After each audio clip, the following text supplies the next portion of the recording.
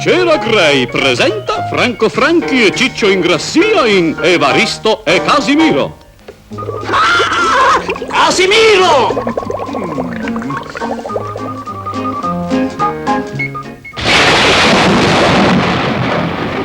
Il signore ha tuonato! Prendi una storta.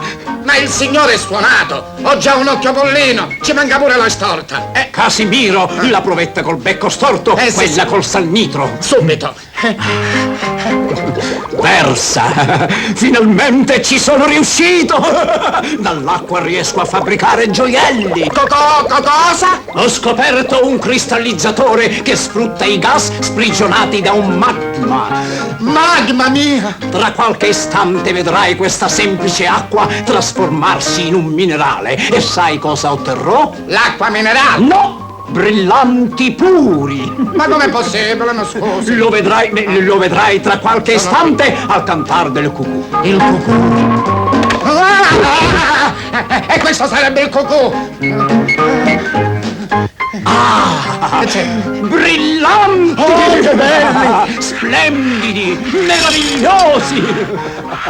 Ed ora non mi rimane che perfezionare la mia invenzione. Ma perché non è perfetta? No, la cristallizzazione dura pochi secondi, dopodiché i brillanti ridiventano acqua.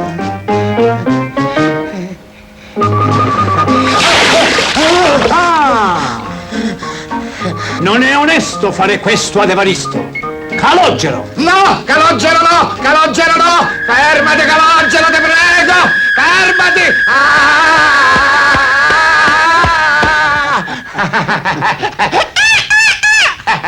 Però, nonostante le botte che hai preso, hai sempre una buona cera. Una buona cera, ottima direi! O Cera Grey! Usi lei, Cera Grey e vedrà che la casa di più brillerà. La cera Grey liquida è antisdrucciolevole e stesa con lo straccio umido lava e lucida i pavimenti senza fatica. Ed è un divertimento dare cera spray sul pavimento. Con il buono sconto dei pacchi sale risparmierete ben 150 lire su ogni barattolo di cera Grey. Ed ora? È ora di cambiare aria con deodorante Grey.